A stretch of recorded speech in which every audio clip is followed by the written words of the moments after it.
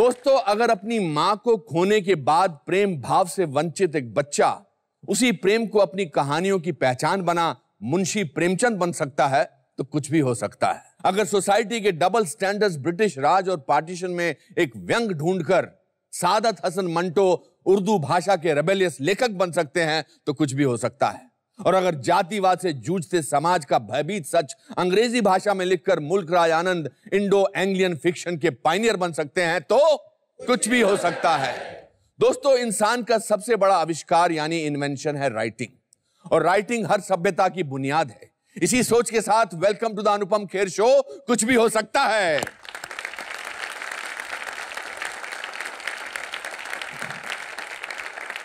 Writing की कला हमारे जीवन में किसी भी चीज को समझना या समझाना बहुत आसान कर देती है। कालिदास, वेदव्यास से लेकर तुलसीदास, कबीर और न जाने कितने लेखक हैं जिन्होंने अपनी लिखने की कला से इस दुनिया को देखने और समझने का एक नया नजरिया दिया है।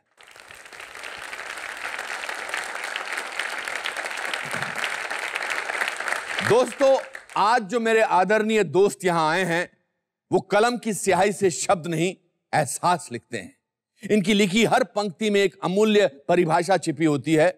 अपने शब्दों के अंदाज से इन्होंने दुनिया का एक विचित्र आईना बनाया है जिससे झांकती है कुछ साधारण व असाधारण सच्चाइयां। बहुत बहुत शुक्रिया आपका। आपसे बातचीत करने का मेरा बहुत दिल था पिछले सीजन से, और मैं आपका शुक्रगुजार हूं कि आपने वक्त ढूंढा और आज आप इस शो में आए। इस शो का नाम, आपसे बातचीत तो अक्सर होती रही है जी, सिर्फ ये जानने की तमन्ना रहती है कि आपका जी था मुझसे बात करने का या इम्तिहान लेने का, क्योंकि ऐसे मौकों पे अक्सर मैं डरा रहता हूँ। नहीं, बिल्कुल इम्तिहान नहीं लेंगे। टेक्स्ट से बाहर की कोई बात ना पूछ लें, जितना पढ़ा है उतना ही पूछिए। आपसे ज्यादा पढ़ा लिखा कौन हो सकता है या आपसे ज्यादा ज्ञानी कौन हो सकता है? पहले तो बहुत बहुत मुबारकबाद। मैंने सुना कि आप टेनिस का कोई चैंपियनशिप जीते हैं सर? नहीं, चैंपियनशिप का है, हमारा अपना बांद्रा जिम है, वहाँ पे अपना हमारा राउंड रॉबिन टूर्नामेंट होता है साल में एक बार। तो जीते हैं कि नहीं? तो जी हाँ, आई गॉट द ट्रॉफी। अरे तो फिर थैंक यू। आपने ये कब डिसाइड किया कि आप व्हाइट कपड़े पहनेंगे? I think it happened from my college time. अच्छा, तब से? जी हाँ।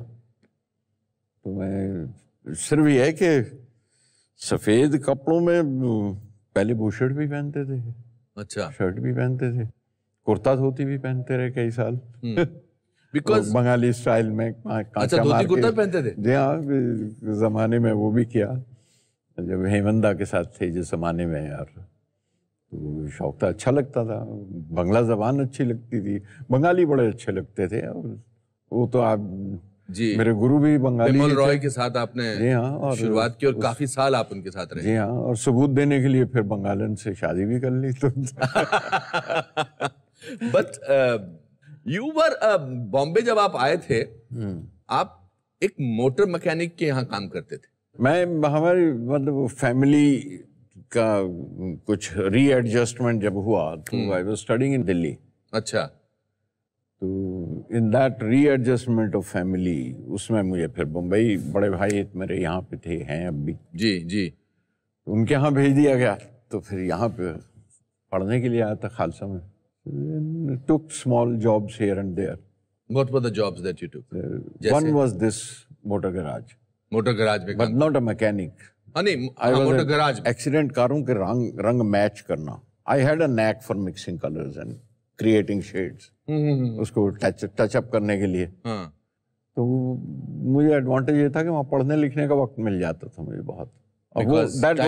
Books were a passion with me all along, always, right from school. और आपकी family, your brother wanted you to take up a regular job or something? हाँ, naturally सारे बुजुर्ग जो आपके खैरखा हैं, जो बुजुर्ग हैं, दे डोंट एक्सपेक्ट कि आप writing to take up as a profession, क्योंकि हमारे यहाँ राइटर की इनकम किताबों पर तो आज भी नहीं जी सकते आप टोटली जी। लेकिन ये कि राइटर्स के लिए आज दूसरे जॉब्स बहुत हैं, आज और बहुत से काम मिल जाते हैं राइटर के लिए। अब उस जमाने में तो वो सब नहीं था। तो आप उस दौरान जब आपकी फैमिली आपके लेखनी पर एक किस्म का ऑपोजिशन करती थी, तो आप आप उससे कैसे डील करते थे? आप रेबेल थे या? नहीं, I was never a big rebel, but you were a very quite child. हाँ, कुछ वैसे ही कुछ अहिंसा जो एक रास्ता है ना जी, रेवोल्यूशन ढूंढने का, हाँ, तो गांधी जी है ना, बता देते हैं इस तरह के रास्ते। अच्छा, बस ये कि मुझे वो नहीं बनना था जो वो चाहते थे। बुक्स, एज आई सेड, कि वो पैशन था मेरा, पढ़ने का बहुत पैशन था। किस किस्म की किताबें पढ़ते थे आप उन दिनों? क्या पढ़ते थे आप? टू स्टार्ट विद बड़ी जासूसी नावल पढ़ा करता था। अच्छा, थ्रिलर्स। हिंदी में पढ़ते थे, अंग्रेजी में पढ़ते थे, उर्दू में पढ़ते? उर्दू में। जी हाँ। तिलिस्मी किला, तिलिस्मी मैं भी पढ़ता था उर्दू तिलिस्मी के। छुराव, बहराम डाकू। जी, एक इब्ने सफी थे, इब्ने सफी बीए। जी हाँ, इब्ने सफी। विनोद हमीद के बहुत बड़े राइटर। बहुत बड़े राइटर। हाँ, बस उस दौर में जब वो पढ़ता था मैं, क्योंकि मैंने कहा ना, जैसे फैमिली का अरेंजमेंट था हमारा, तो I had to go and sleep in the shop. अच्छा, दुकान पे सोना पड़ता था जाके। तो फिर खाना खाओ और चले जाओ जाके। तो अब बिजली भी नहीं थी वहाँ, तो एक वो लंबी चिमनी वाली लालटेन। हाँ, तो और उस उम्र में जाके आदमी, अब कैसे 8 बजे जाके कैसे सो जाए, 7-8 बजे तो खाने हो जाया करते थे जी। तो फिर मैं, वो एक लाइब्रेरी थी छोटी सी, पार्टीशन हुआ था, खोखे बना लिए थे रिफ्यूजीज ने ले जाके।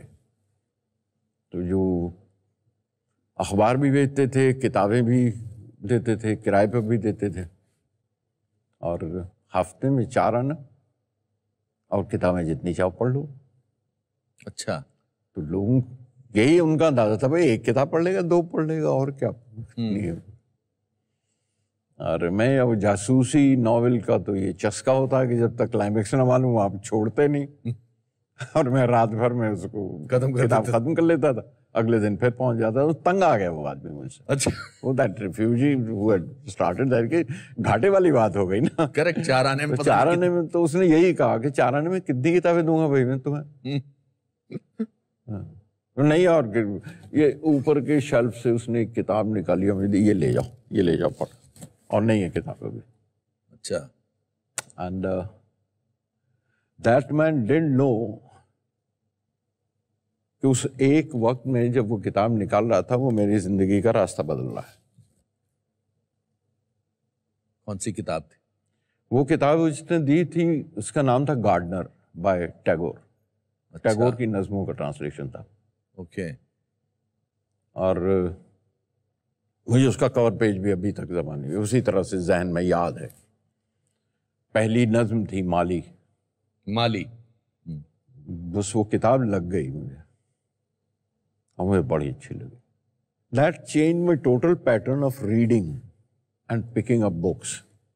एंड टैगोर आज भी मैं उसी तरह से एडमायर करता हूँ, मतलब आज भी है। He is a vast, very very big poet. वो हमें तो अभी पहचाने नहीं हिंदुस्तान में हमने, और खासतौर पे विश्व भारती में वो बंद रहे इतने साल। तो उनके 60 साल, तो 1940 ही एक्सपायर्ड, तो 60 साल के तो वैसे ही राइट्स नहीं दिए गए, खोले गए। अब आके टैगोर हिंदुस्तान में अब जगह जगह ट्रांसलेट हो रहा है। But my total taste of reading and literature, जिसे कह सकते हैं आप, दैट बिकेम माई पैशन। मैंने टैगोर पूरा, उनकी सिलेक्टेड पोएम्स एक खास उस उम्र की, वो अब पब्लिश की हैं, ट्रांसलेट की हैं वो सारी नज़में, जो जहाँ से शुरुआत हुई थी। It completes my whole circle of Tagore. तो ऐसी उसमें क्या चीज थी which made you relate to it? I can't put nail on it, can't put my finger on it कि ये बात थी जिसने मुझे वो ये कर दिया। लेकिन ये कि that gave me a reading from Tagore, Tagore's stories, Tagore's novels, शरचंद्र's novels। Sharatchandra को, अगर शरचंद्र के आप नॉवेल्स पढ़ें, शॉर्ट स्टोरीज पढ़ें, तो एक ह्यूज कुनबा दिखाई देता आपको जी। बहुत बड़ी एक फैमिली दिखाई देती है। When I referred to my family, it was a very complex family. And I started seeing my family in Sharchandra's novels. I could see the relationship different relationships जो एक दूसरे को की राह से गुजर के निकल जाते हैं, एक दूसरे के साथ टंगे रहते हैं, एक साथ टंगे और कहीं हो जाते हैं और कहीं फलांग जाते हैं और कहीं दब जाते हैं। I could see all that in Sharatchandra. मेरा ख्याल है कि वो बात थी जो मेरे तह में जो बैठ गई मेरे। सो आपने फिर जब पहली चीज लिखी, how old were you when you wrote your first something which you wrote, कि आपको पढ़ के लगा या जो भी? अनुपम, वो भी एक दिन या एक मौका या एक और एक चीज नहीं होती। जी जी जी। बैतबाजी किया करते थे स्कूल में, जिसे आप अंताक्षरी कहते हैं, उसे बैतबाजी कहा करते थे हमारे। बैतबाजी? बैत के माने शेर के। हाँ हाँ, अच्छा, बैतबाजी तो फारसी में। जी जी जी। वो पूरी क्लासरूम कैसे, जैसे ये आपके यहाँ बीच में से जगह बनी हुई है, एक क्लास का हिस्सा ये है, एक क्लास का ये हिस्सा है, और आप उसमें बैतबाजी कीजिए। तो उसमें फिर अपनी नहीं, उसमें चोरी किया करते थे। अच्छा, बेईमानी किया करते थे। अच्छा, हाँ, जिंदगी नाम है मर मर के, ये वो अ से देना था, अलिफ से, तो इस जिंदगी का नाम है मर मर के जिए जाने का, तो इस लगा लिया उसमें। तो मौलवी साहब वो बहर के खिलाफ, वो बहर में नहीं है, शेर गलत पढ़ रहे हो, तो तुम्हें पता है उस्ताद होता है। एब्सोल्युटली। तो उसके बावजूद चोरी तो करना वो फर्ज बनता है, हार तो नहीं सकते आप पॉइंट अपना। फिर घड़ना शुरू कर दिए, पे से घड़ना शुरू कर दिया, रटने भी शुरू कर दिए। होता ये है कि वो सब जमा होता रहता है आपके अंदर, एक्यूमुलेट होता है, और वो अच्छे शेर जो याद कर लिए, गालिब के पढ़ लिए, इकबाल के पढ़ लिए, धीरे धीरे जब आप बड़े होते हैं, उस दायरे से निकलते हैं, तो उनके मानी अब समझ में आने लगते हैं। पहले तो शेर पढ़ दिया करते थे, वो सिर्फ जाल का था, अब वो गालिब का हो गया, अब इकबाल का हो गया, तो शेर समझ में आने लगे, तो एडमिरेशन है, देन यू वांट टू से इट, राइट। फिर आप नकल करना शुरू करते हैं कि इस तरह का मुझे भी कहना है, इस तरह का कह लो। तो it's a process which finally comes, और वो एक्यूमुलेट हो जाता है आपके अंदर। मैं मिसाल रोजमर्रा की, I hope I am not doing, no please, I am very interested, आप बोल प्लीज। आप रोज पूजा करते हैं, रटे हुए हैं, गायत्री मंत्र रटा हुआ पढ़ गए, किसी दिन कोई गुरु जब मिल जाता है, तो जब उसका मतलब समझाता है, तो आपकी बाछें खिल जाती हैं, उसके मतलब समझ में आने लगते हैं। जी जी जी जी। देन यू फील कि यार ये पढ़ना चाहिए। दैट्स व्हाई आई से कि it's a process to become a writer. You don't turn a writer overnight कि हम बस हमने सोचा अब हम शेर कहा करेंगे तो आगे से शेर कहेंगे, ये नहीं होता। पता कैसे लगता है कि that you are a good writer?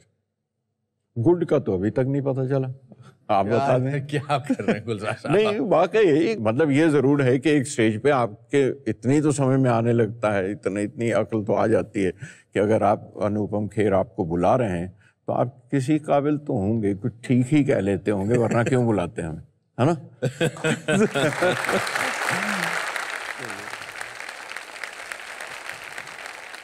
एक बात मैं आपसे पर्सनल रूप से पूछना चाहता हूं, is it important, not necessarily about you, it is important for a poet to be sad?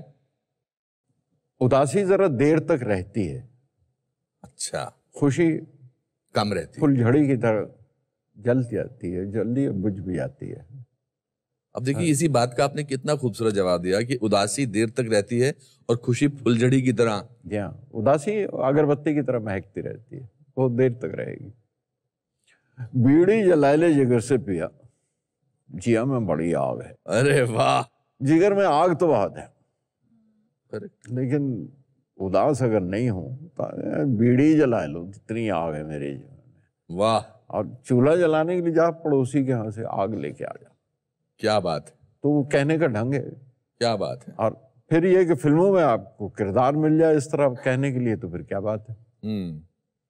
क्योंकि फिल्मों में ये बंदिश तो है ना, आप किरदार से अलग नहीं हो सकते, कहानी से अलग नहीं हो सकते, और फिर किरदार की जबान से अलग नहीं हो सकते, आपको उसी की जबान में कहना पड़ेगा। आपके दोस्त या आपके कोई पहचान के शख्सियत, आप शायद उसका नाम बताएंगे, आपको बिमल रॉय साहब के पास लेके गए और उन्होंने आपसे कहा कि आप एक गाना लिखें। देबू सैन दोस्त थे मेरे। हाँ, ओके। जो ले गए थे मुझे, विमलदा से मिलने गए तो विमलदा ने कहा, मेरे नाम ही की वजह से कहा उन्होंने कि बंगला में कहा कि बहादुर लोग की करे जान बेजे वैष्णव कविता रखी। तो देवू ने कहा, दादा वो बंगला जानता है, बोल भी लेता है, पढ़ता भी है इसको, तो ये मत बोलिए। तो बंगला में उन्होंने पूछा कि ये इसको कैसे मालूम वैष्णव कविता क्या होती है। I remember the blush of Vimla. ये बुजुर्ग हमारे बड़े खूबसूरत लोग थे, विमला, सचिन दा जी, मासूम लोग। सचिन दा के पास भेज दिया, वहाँ पे जाके ट्यून सुनी उनसे, ट्यून के ऊपर ये लिखा मोरा गो रंग ले ले, मतलब ट्यून बनी हुई थी उसी के ऊपर लिखा हुआ है। बहरहाल गाना हो गया वो सारा का सारा। तो उसके बाद मुझसे कहा, कहने लगे मुझे मालूम है तुम फिल्मों में नहीं आना चाहते, तुम फिल्मों के गाने नहीं लिखना चाहते, लेकिन अब एक नया पिक्चर बनाता है, शुरू करता है अभी, काबुली वाला, पढ़ा तुमने? मैंने कहा जी हाँ पढ़ा। तुम एक काम करो, तुम मेरे इधर असिस्टेंट हो जाओ, it's a director's medium, you will like it, but don't go back to that motor garage and don't waste your life, don't. मैं बिलीव मी, मैं सबके सामने कह रहा हूँ, I just busted and cried out. अच्छा, nobody had ever told me with that affection that this is the line, you should do this. It was then I became an assistant. कितनी फिल्मों में आपने उनको असिस्ट किया? काबुली वाला शुरू कर रहे थे वो, काबुली वाला की स्क्रिप्ट देखी और थोड़े बहुत, थोड़े से कहते हैं ढिठाई होती है अगर आप ईमानदार हैं तो कहने का ढंग रूड नहीं होता, लेकिन बड़ी पोलाइटली आप कह सकते थे ये सीन ठीक नहीं लग, लिख भी लेता था, पढ़ भी लेता था, जानते भी थे, पढ़ा हुआ भी है। With result I entered films, फिर आशीर्वाद के गाने भी लिखे, स्क्रिप्ट भी लिखी, बीवी और मकान, तो उसके गाने वो किए। फिर ऋषिदा के साथ उनके पिक्चरों में गाने लिखने लग गया मैं, फिर उनके स्क्रिप्ट भी लिखने लग गया। तो slowly I became a writer. I think Anand was that first film. आनंद ने उस जगह पे लाके खड़ा कर दिया था जहाँ कि कह सकते थे इस राइटर को बुला लो। अच्छा, आनंद became famous for his dialogue and बहुत खूबसूरत फिल्म थी। And then you decided to direct. 71 में आपने की थी मेरे अपने। Yeah. And आपने फिल्म इंस्टीट्यूट के बहुत सारे एक्टर्स को उसमें चांस दिया था। डैनी की पहली फिल्म थी, पेंटल की पहली फिल्म थी, सुधीर ठक्कर एंड दिनेश ठाकुर दोनों की पहली फिल्म, बहुत पावरफुल फिल्म थी। Yeah. And then you made one of my most favorite films called आंधी। मतलब मेरे लिए ये कुछ भी हो सकता मोमेंट है। I think it's like getting a biggest award for me, much bigger than any award that I got as an actor, to be able to sing in front of you your own songs, which are my favorite songs. Thank you. Thank you. Thank you. Thank you for allowing me. Thank you very much. और ये जो शब्दों के साथ जिनका पूरा रिश्ता रहा है, उन्होंने एक फिल्म बनाई कोशिश about deaf and dumb people. Jaya Bachchan and Sanjeev Kumar sahab. मैं डेफ एंड डम्ब से एक्चुअली उस जमाने में हमने Jaya and Hari we went to Chowpatty पे स्कूल हुआ था, साइन लैंग्वेज सीखी हम तीनों ने। अच्छा। And there was always a man in on the sets. तो जो साइन लैंग्वेज है वो बिल्कुल सही है और सीख के मेहनत की गई तो उस पर। उस जमाने से मैं फिर इन बच्चों के साथ जुड़ा हुआ हूँ और मैं आज 30 साल से 70s में कहीं की थी और 30-35 साल हो गए भोपाल में आरुषि नाम से एक संस्था जहाँ मैं उन बच्चों के साथ आज भी काम करता हूँ और कंटिन्यूसली करता हूँ।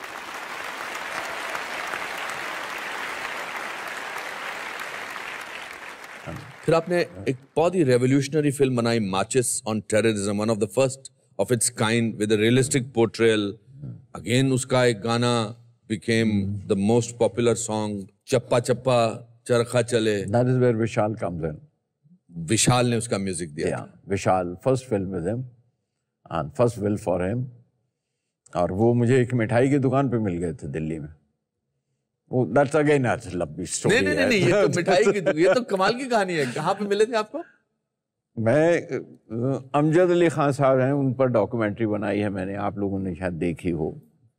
तो अमजद अली खान साहब के लिए एक रिकॉर्डिंग करनी थी दिल्ली में, उन्हें सरोद पर।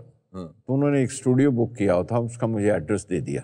तो और वो मुझे मिला नहीं, शाम के वक्त वहाँ पे गया, और तो उस ज़माने में ये सेल तो थे नहीं ना, वहीं पे जाके उस स्टूडियो का नंबर था मेरे पास, एक फ़ोन किया।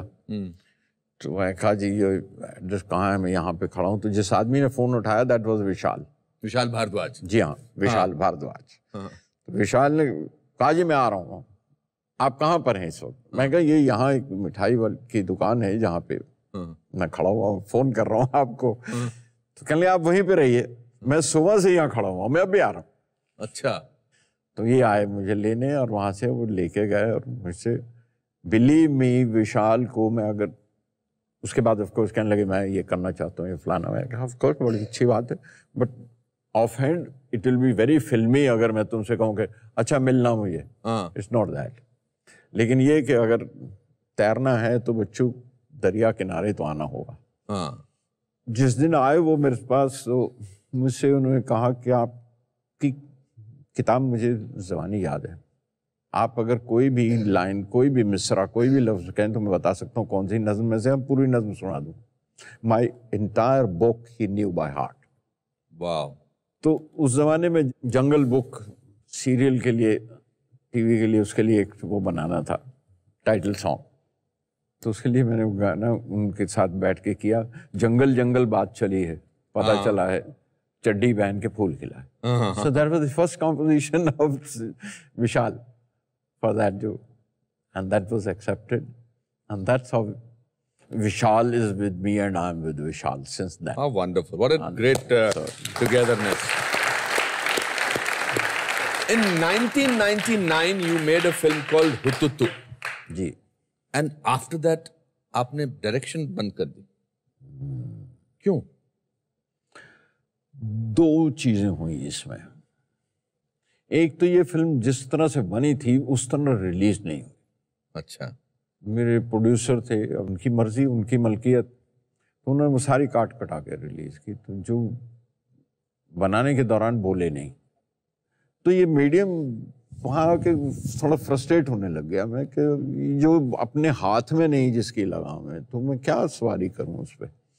I went into a big depression after this. My daughter Meghna was the person who helped me and who brought me out of that. एक तो ये हुआ मेरे साथ, और दूसरी वजह ये थी कि किताबें बहुत ज़्यादा थी मेरे दिमाग में जो करनी है।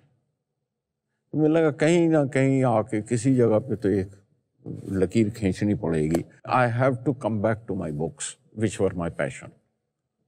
अदरवाइज वो मुकम्मल नहीं होगा, ये दायरा पूरा नहीं हो पाएगा कभी भी, और मैं वो कर नहीं पाऊंगा जो कुछ करना चाहता हूँ। तो वो यूं है कि बस राह में एक मैखाना मिल गया था, तो मैखाने से होके फिर वापस आ गए उसी जगह पे। बोस्की ने क्या चेंज किया आपकी जिंदगी में? She is the core of my life. वो आपकी औलाद, आपकी बेटी, पता नहीं सबके साथ हो कि नहीं हो, लेकिन मेरा मरकज उसकी पैदाइश से ही, तभी से वो मरकज बन गई थी, वो सेंटर कोर बन गई थी। और उसका कोई उदास लम्हा है तो उसके उदास होने से पहले मैं उदास हो जाता हूँ, और उसकी खुशी का लम्हा है तो उससे पहले मैं खुश हो जाता हूँ, मैं फूल पड़ता हूँ। हालांकि नवासा, आप ग्रैंड चाइल्ड के साथ आपकी एक और ही तरह की बंदिश होती है। जी, उनका नाम क्या है? समय 5 बरस के हैं, बस उनके साथ बंधी हुई है, डोर पूरी जीने की मेरी हर सांस बंधी हुई है उसके साथ। वाह। लेकिन but she remains the core of my heart, she remains the core of my life.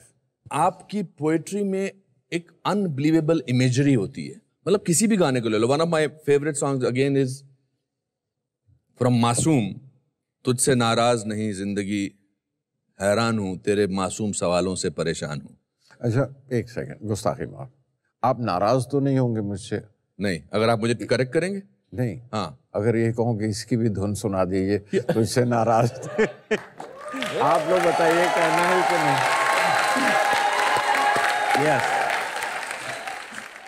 गुलजार साहब, इट्स सो अमेजिंग। और इस शहर में आपका हर गाना बहुत कहीं ना कहीं रिलेटिविटी कमाल है आपके गानों की। या तो मैं रिलेट करता हूं, but I am sure lots of people, lots of actors, lots of writers, lot of people who travel on trains, ये गाना हर पर बैठता है और बिल्कुल करेक्ट है। मतलब मैं अभी बात कर रहा हूं तो मेरे रोंगटे खड़े हो रहे हैं। Can I request you to please read कुछ अपनी कविताएं? मेरी एक फेवरेट है, वन ऑफ द फेवरेट्स इस जो आपने किताबों पर लिखी है। जी हाँ। किताबें झांकती हैं बंद अलमारी के शीशों से। ये देखिए पीछे अपने। किताबें झांकती हैं बंद अलमारी, किताबें झांकती हैं बंद अलमारी के शीशों से, बड़ी हसरत से तकती हैं, महीनों अब मुलाकातें नहीं होती। वाह। जो शामें उनकी सोहबत में कटा करती थी, अब अक्सर गुजर जाती हैं कंप्यूटर के पर्दों पर। बहुत अच्छे। बड़ी बेचैन रहती हैं किताबें, उन्हें अब नींद में चलने की आदत हो गई। वाह। बड़ी बेचैन रहती हैं किताबें, उन्हें अब नींद में चलने की आदत हो गई है। जो कदरें वो सुनाती थीं कि जिनके सेल कभी मरते नहीं थे, जो रिश्ते वो सुनाती थीं वो सारे उधड़े उधड़े हैं। जो रिश्ते वो सुनाती थीं वो सारे उधड़े उधड़े हैं। कोई सफ़ा पलटता हूं तो एक सिसकी निकलती है। बहुत अच्छे। ये कोई सफ़ा पलटता हूं तो एक सिसकी निकलती है।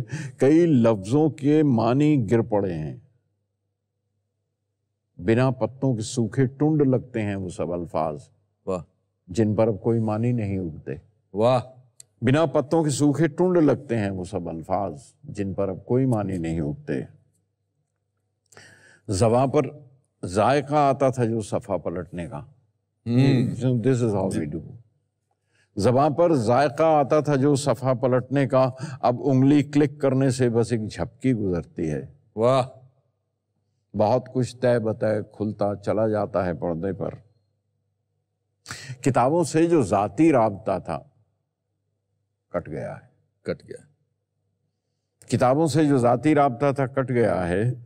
कभी सीने पे रख के लेट जाते थे, कभी गोदी में लेते थे, कभी घुटनों को अपने रहल की सूरत बनाकर, रहल वो होता लकड़ी का टुकड़ा जिसके ऊपर मुकद्दस किताब रखी जाती। जी जी जी जी। कभी गोदी में लेते थे, कभी घुटनों को अपने रहल की सूरत बनाकर नीम सजदे में पड़ा करते थे, छूते थे जबीं से। वो सारा इल्म तो मिलता रहेगा आइंदा भी, मगर वो जो किताबों में मिला करते थे सूखे फूल और महके हुए रुके, उसमें डाल के आ जाते थे मैसेजेस। वाह। मगर वो जो किताबों में मिला करते थे सूखे फूल और महके हुए रुके, किताबें मांगने गिरने उठाने के बहाने रिश्ते बनते थे, उनका क्या होगा? वाह। शायद अब नहीं होंगे।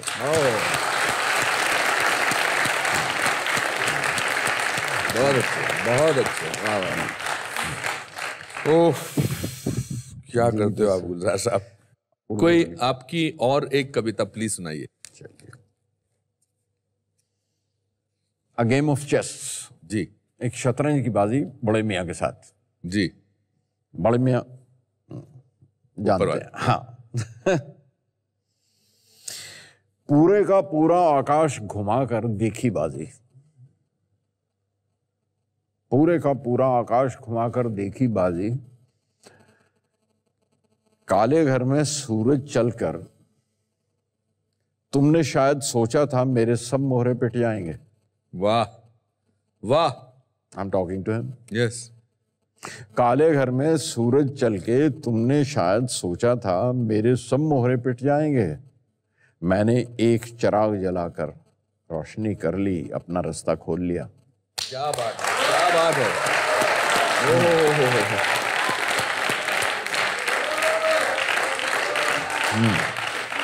तुमने शायद सोचा था मेरे सब मोहरे पिट जाएंगे। मैंने एक चिराग जलाकर रोशनी कर ली, अपना रास्ता खोल लिया।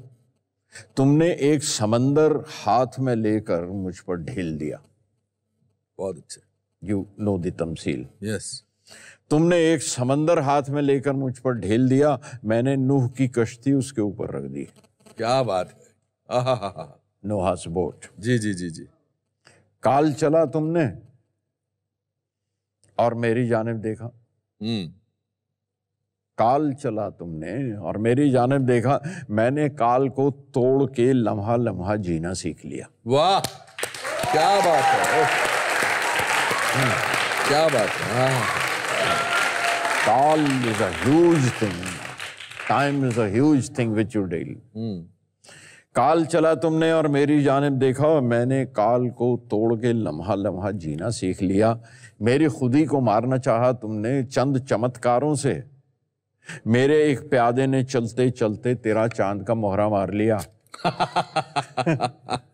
I have reached there. मौत की शय देकर तुमने समझा था, अब तो मात हुई। मौत की शय देकर तुमने समझा था, अब तो मात हुई। अब तो मात हो गई। हाँ।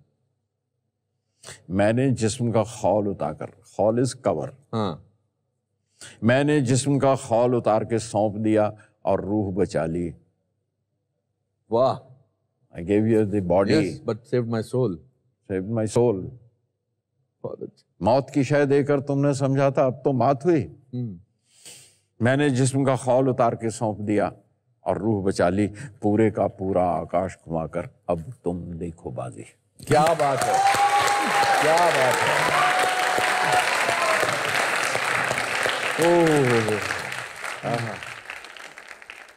गुलजार साहब, यहाँ ऑडियंस में आपके बहुत से चाहने वाले हैं। हमारे पास इन सब के नाम इस बोल में लिखे हुए हैं।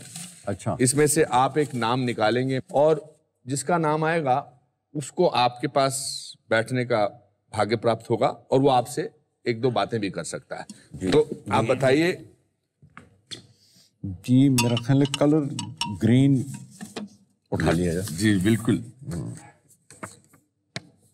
विशेष।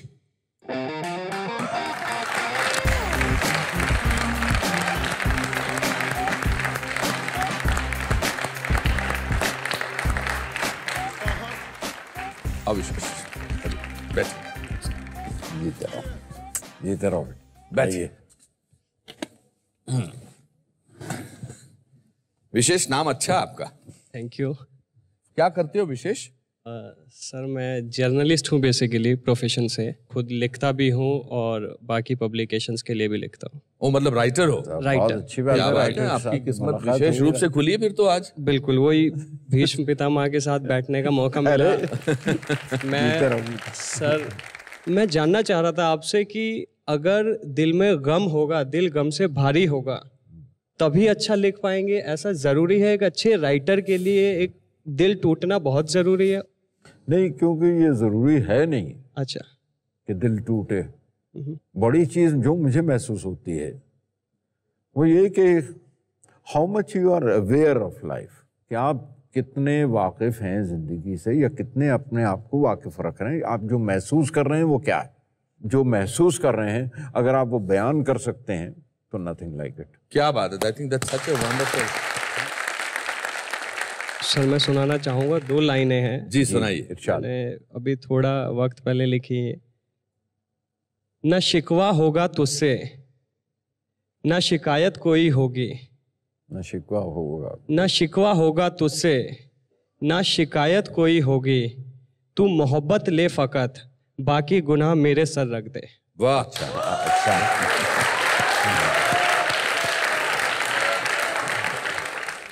गुलजार साहब की कुछ पसंदीदा चीज़ों की एक छोटी सी गिफ्ट आपको देते हैं। गुलजार साहब, आप ये अपने हाथों से, हमने आपकी पसंदीदा कुछ चीज़ें ली हैं। अच्छा। ये आप इस पर अगर आप साइन कर दें। विशेष।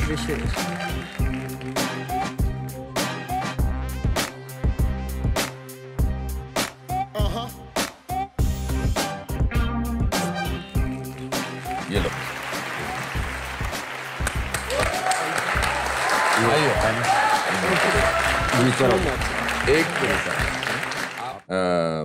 जो मेरे जज्बात हैं, जो मैंने लिखा, मैं आपको पढ़ के सुनाना चाहता हूँ प्लीज। और फिर अगर आप इसको 2 दिन के लिए भी अपने स्टडी में रख लेंगे तो हम बहुत खुश होंगे।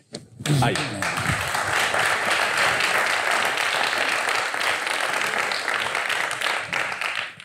विश्व लेख जगत के अनमोल रत्न गुलजार साहब, आपको हमारा नमन। आप सारांश हैं एक रचनात्मक सोच का। आपकी कविताएं, किस्से व कहानियां समाज की छिपी परछाई को प्रकाशित करती हैं। आपका काज कलम की अनंत क्षमता का एक स्वरूप है जो पीढ़ी दर पीढ़ी को प्रेरणा व मनोरंजन प्रदान करता आया है। आप विश्व जगत में हर भारतीय का अभिमान है। आप अपनी स्याही से हमारे जीवन में शब्दों के रंग इसी तरह भरते रहें, यही हमारी अपेक्षा है। अनुपम खेर। बहुत बहुत शुक्रिया, बहुत बहुत शुक्रिया। ये मेरे पास रहेगा, हमेशा रहेगा। थैंक यू, बहुत बहुत शुक्रिया, थैंक यू। दोस्तों, गुलजार साहब से यूं रूबरू होकर मुझे बहुत प्रेरणा मिली और मैं उम्मीद करता हूं कि आपको भी मिली होगी। जीवन की सफलता जितनी बड़ी होगी उतनी लंबी होती है संघर्ष की कहानी। तो संघर्ष करते रहिए, क्योंकि आपका संघर्ष किसी अन्य के लिए प्रेरणा बन सकता है। और फिर है ना हमारी फिलॉसफी, लाइफ में कुछ भी हो सकता है। शुभ रात्रि।